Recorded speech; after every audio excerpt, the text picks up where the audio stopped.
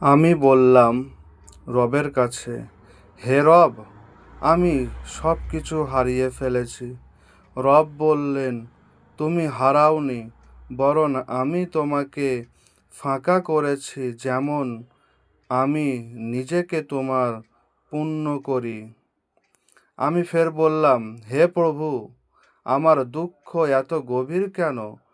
প্রভু বললেন, কারণ তুমি চাও তুমি আমার কাছে শাস্তি খুঁজে পাও। আমি বললাম, হে আল্লাহ, আমি একা হয়ে গেছি।